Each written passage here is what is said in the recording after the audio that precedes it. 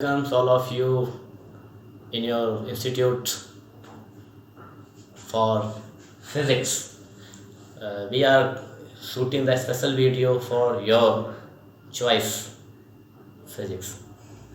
I know physics is a very interesting subject in the education field, but the students and the preparation aspirants are think that physics is a boring and it is not interested a dry subject. But today I will make some chemical in the physics and create the lucid way to study the physics and how to create the interest to study the physics. Now come on the topic motion in one dimension, graphical representation of motion. So dear students, today we discuss about the motion in one dimension and we tell you about the position time graph. In the position time graph there are position is the displacement and time. So position is for giving the graphical representation. First we think position as dependent quantity and time is independent quantity.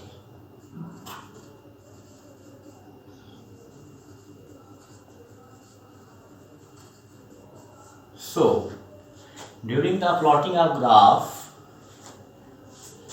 all the graph is based on dependent and independent. Independent quantity always on x-axis. Independent quantity will be at x-axis and dependent quantity at y-axis. So in the position time graph, first we discuss that position time graph plot, time will be at x-axis and displacement of position will be at y-axis. So the first graph is there.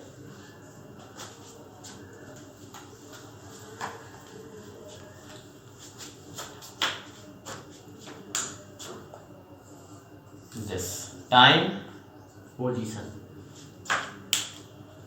You know that what is the rest? Positions of particle not change with respect of time, then this is called rest. So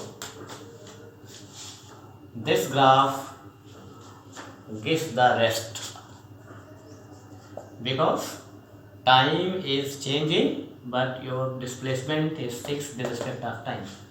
So line parallel to time axis in position time graph gives rest of body, and this graph is not possible because time is not changing but your positions are continuously changes. If you think this is the time but your positions are changing, time is constant, so this graph is not possible. In this position velocity will be infinite, and in this situation velocity is 0 because in this graph slope is equal to 0 and in this graph slope is equal to infinite, so its velocity is infinite. Now second graph,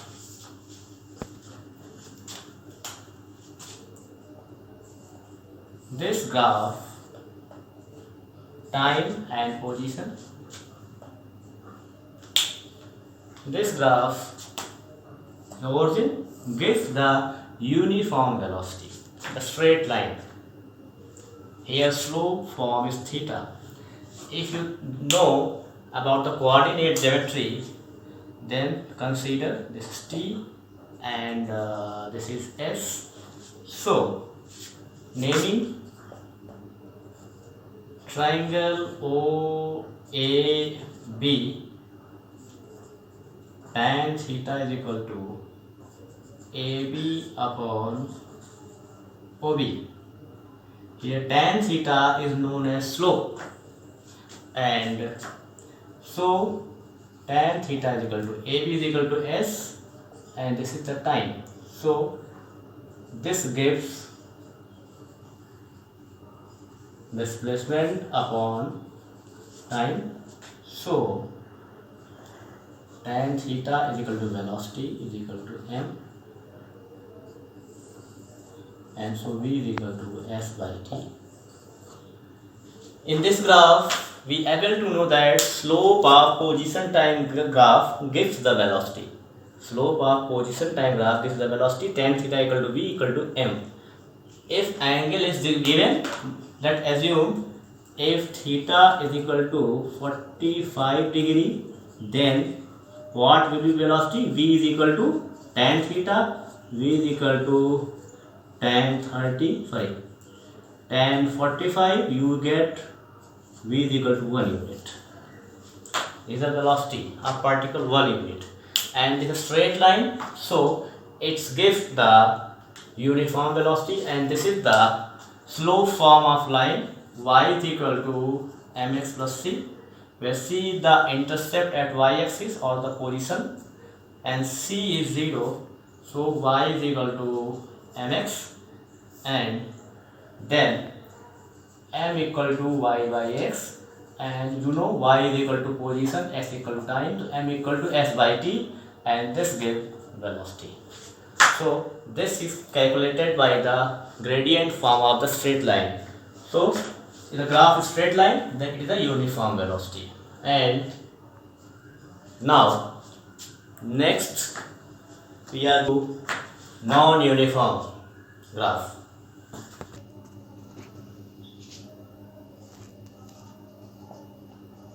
This graph is non-uniform. This graph represents a non-uniform velocity because slope are varies. O, A, B, C. O, A are different slope. B slope this, and this slope is this. Theta 1 and theta 2. All have a different slope, so they are non-uniform velocity.